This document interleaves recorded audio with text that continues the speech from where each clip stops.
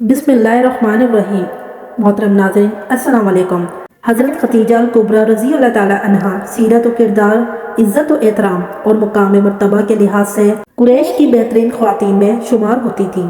आप बेहद मालदार, पाकबाज और खूबसूरत थीं। दौरे जहालत में आपको ताहिरा का लक़ब दिया गया था और सईदतुल कुरैश कहा जाता था। आप रसूल अकरम सल्लल्लाहु अलैहि वसल्लम पर ईमान लाने वाली पहली खातून थी।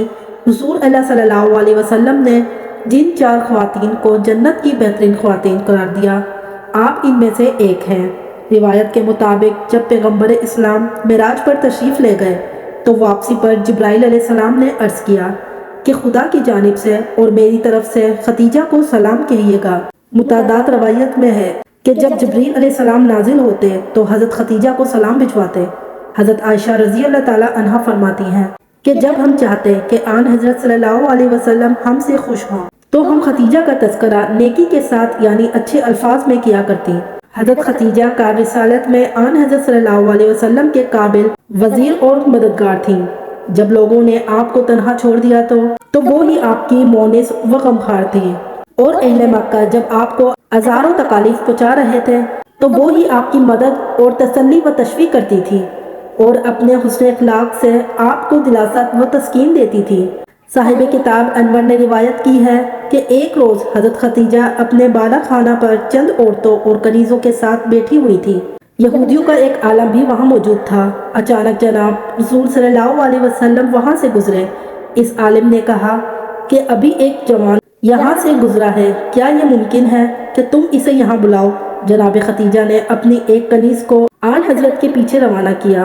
आप तशरीफ़ लाए तो यहूदी आलम की निगाह मोहर नबूवत पर पड़ी और वो बोला कि मैं मूसा अलैहिस्सलाम की कसम खाकर कहता हूँ कि ये पैगम्बर आखिर ज़ुमा है। आपके तशरीफ़ ले जाने के बाद हज़रत खतीजा ने इस यहूदी आलिम से पूछा कि तुमने कैसे जाना कि ये पैगम्बर है।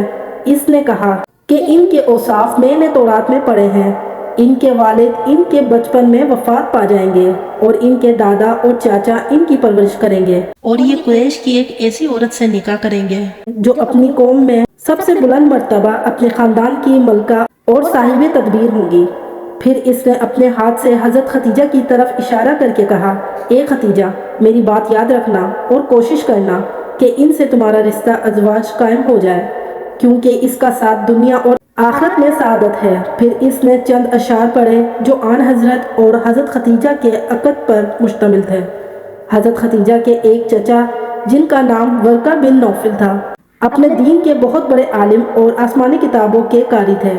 इन्होंने इन किताबों में आन हज़रत की सफ़ात में ये भी पढ़ा था कि आप कुरैश की इस औरत से निकाह करेंगे जो अपनी कौम में बुज़ुर्ग व बुलंद मर्तबा होंगी, आपके लिए अपनी दौलत खर्च करेगी और तमाम अमवाल में आपके मामलों मददगार होगी। वर्का बिन नौफिल को मालूम था कि वो दौलतमंद और बुलंद किरदार औरत हज़रत खतीजा ही हो सकती हैं, जिनके हर शहर व आबादी में गुलाम और मवेशी थे। बाज़ मौरखीन ने लिखा है कि इनके 80,000 ऊँट थे जो मुख्तलिफ मकामात पर थे और हर मुल्क व शहर मसलन मिस्र, शाम और हिब्शा वगैरह में इनके मुलाजिम व मुनीब तिजारत किया करते थे। वर्का बिन नौफिल हज़रत खतीजा रज़ी अल्लाह ताला अन्हा से अक्सर कहा करते थे कि तुम ऐसे शख्स की ज़ौजा बनने वाली हो जो तमाम अहले ज़मीन और आसमान में अफजल और बेहतर होगा। हुज़ूर सल्लल्लाहु अलैहि वसल्लम की मोहब्बत हज़रत खतीजा के दिल में मुस्तकिम हो गई थी, मगर आप इसे हमेशा पोशीदा रखती थी। रिवायत में है कि एक दफ़ा हज़रत अबू तालिब ने हुज़ूर सल्लल्लाहु अलैहि वसल्लम से कहा कि कौम कुरैश का एक काफ़िला तिजारत की गर्ज से शाम को जाने वाला है। खतीजा बिन्ते ख़ुवाइलद कुरैश के बहुत से आदमी तिजारत के लिए भेजती रहती हैं। अगर आप इनका माल ले जाने पर आमादगी ज़ाहिर करें और इनसे इस सिलसिले में बात करें तो वो इस पर फ़ौरन तैयार हो जाएंगी। दूसरी तरफ हज़रत खतीजा को किसी तरह हज़रत अबू तालिब और आन हज़रत की गुफ्तगू का इल्म हो गया, चुनाचा इन्होंने खुद ही पेशकश कर दी और कहा कि मैं आपको दूसरों की निस्ब दुगना माल पेश करूंगी। तो हज़रत अबू तालिब बोले, ये रिस्क और माल तो महज अल्लाह ताला का फजल करम से ही आपके हिस्से में आया है। इब्ने वाज़े याकूबी तारीख याकूबी में लिखते हैं, लोग कहते हैं कि हज़रत खतीजा ने आप सल्लल्लाहु अलैहि वसल्लम को अजीर किया। ऐसा हरगिज़ नहीं है, आप कभी किसी के अजीर नहीं हुए और आन हज़रत का सफ़र शाम हज़रत खतीजा के कांधे के तौर पर नहीं بلکہ نفع و نقصان میں شراکت کے عنوان سے تھا۔ چنانچہ پیغمبر اسلام حضرت ختیجہ کے غلام میسرہ کے ساتھ سفر شام کے لیے نکلے۔ شام کی طرف یہ آپ کا دوسرا سفر تھا اور اس وقت آپ کی عمر 25 سال تھی۔ پہلا سفر آپ نے بچپن میں اپنے چاچا حضرت ابو طالب کے ساتھ کیا تھا۔ روایت میں ہے کہ آپ کا قافلہ جب بصرہ پہنچا تو آپ نے ایک درخت کے نیچے قیام فرمایا۔ نستورہ نامی راہب نے یہ دیکھا تو کہا کہ اس درخت کے نیچے آج تک سوائے نبی کے اور کوئی نہیں ٹھہرا۔ پھر آپ کی مبارک آنکھوں کی زیارت کر کے مسیرہ سے پوچھا کہ آپ کی آنکھوں میں جو باریک سرخ تاریاں ہیں وہ وقتی ہیں یا ہمیشہ یوں ہی رہتی ہیں؟ اس نے کہا کہ ہمیشہ یوں ہی رہتی ہیں۔ نستورہ بولا کہ یہ اقرا الجمعہ نبی اور خاتم الانبیاء ہیں۔ سرور انبیاء نے شام میں مال تجارت فروخت کیا۔ ایک شخص نے کسی معاملے میں عداوت کرتے ہوئے کہا کہ لات و عزیٰ کی قسم کھائیں۔ آپ نے فرمایا کہ میں نے کبھی ان کی قسم کھائی ہے نہ کبھی ان کی طرف رجوع کیا ہے۔ اس نے میسرہ سے کہا کہ باخدا یہ نبی ہے اور ہمارے علماء ان کی صفات و علامات کو اپنی کتب میں لکھا ہوا پاتے ہیں۔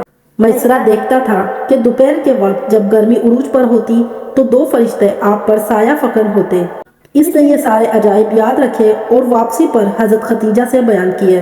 الغرض آن حضرت نے سامان تجارت فروخت کیا اور آپ کی برکت سے منافع پہلے کی نسبت دگنا ہوا۔ آپ کی واپسی دوپہر کے وقت ہوئی۔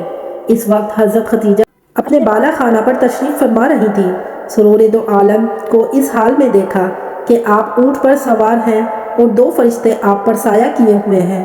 انہوں نے یہ منظر گھر میں موجود دوسری عورتوں کو بھی دکھلایا تو سب حیران رہ گئیں۔ پیغمبر اسلام ان کے پاس پہنچے اور سفر میں حاصل ہونے والے نفع کی تفصیلات بیان فرمائیں تو وہ بہت خوش ہوئیں۔ میسرہ نے سفر کے تمام واقعات و معجزات اور نستورہ راہب کا بیان گوش گزار کیا۔ حضرت ختیجہ ظریق و دانا خاتون تھی۔ دل میں آپ کے ساتھ عقد کا پختہ ارادہ کر لیا اور اس ارادے کی تکمیل کو سعادت دارین سمجھ لیا۔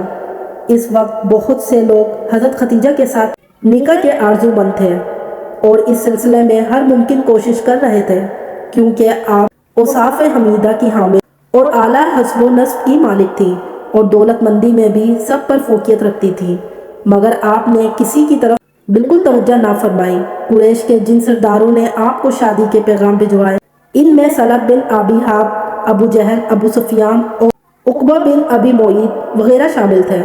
حضرت ختیجہ نے آپ صلی اللہ علیہ وسلم کے اخلاق و کردار سے متاثر ہو کر آپ کو اپنی نیز نفیسہ بنت معینہ کے ہاتھ شادی کا پیغام بھجوایا۔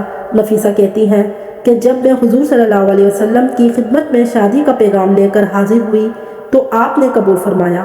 نفیسہ نے واپس جا کر حضرت ختیجہ کو سرکار دو عالم کی رضامندی کا مجدہ سنایا تو انہوں نے ایک شخص کے ذریعے آپ کو پیغام بھیجا کہ خلا وقت اپنے خاندان کے اکابرین کے ساتھ میرے غریب خانہ پر نکاح کے لیے تشریف لائیں، اور ایک آدمی اپنے چچا امیر بن اسد کی طرف روانہ کیا کہ نکاح کی ولی بن کر عقد کریں۔ بس وہ بھی پہنچے اور سرور انبیاء بھی اپنے چچا کے ساتھ تشریف لائے۔ روایت کے مطابق اس وقت آپ کی عمر مبارک 25 سال اور حضرت ختیجہ کی 40 سال تھی۔ ابو الحسین بن فارس روایت کرتے ہیں کہ پیغمبر اسلام اور حضرت ختیجہ رضی اللہ تعالی عنہا کا نکاح پیغمبر اسلام کے چچا حضرت ابو طالب نے پڑھایا تھا۔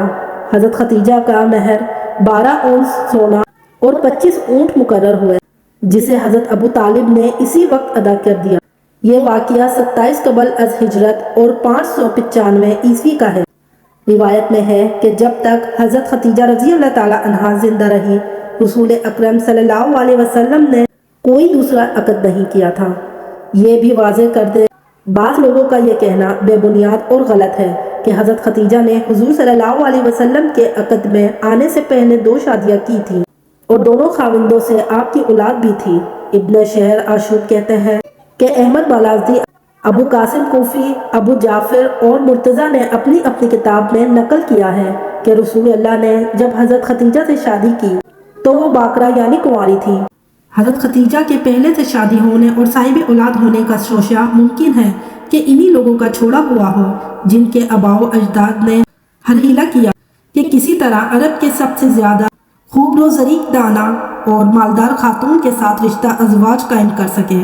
मगर वो अपने अज़ाइम में कामयाब ना हो सके और अपनी नाकामी को अपने लिए बाइस रसवाई समझने लगे।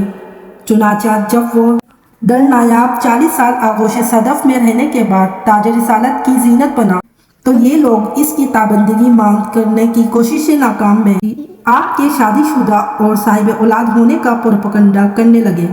और इसकी दलील इन लोगों के नज़दीक आपके 40 साल उम्र ही तो है।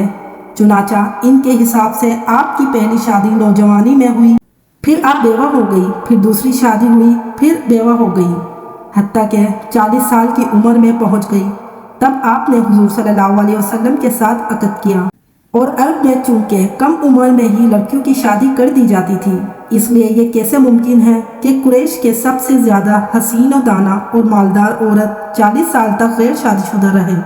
अगर हम इस दलील पर गौर करें तो ये दलील इन ही लोगों के खिलाफ जाती नज़र आती है जो इसे अपने मौक़िफ़ के हक़ में इस्तेमाल करते हैं, यानी हज़रत खतीजा जैसी हसीन व जमील औसाफ़ हमीदा की हामिल, आला हिस्ब व नस्ब की मालिक और फ़हम व अदराक से मालामाल एक दौलतमंद खातून का कई रिश्तों को ठुकराते हुए 40 साल तक गैर शादीशुदा रहना ही ये साबित करता है कि इन जैसी अजीमुल मर्तबा खातून को अपने से बढ़कर कोई अजीम तरीन शख्सियत नज़र आती तो वो शादी पर आमादा होती। बस 40 साल तक कोई ऐसी हस्ती मिली, ना ही शादी की।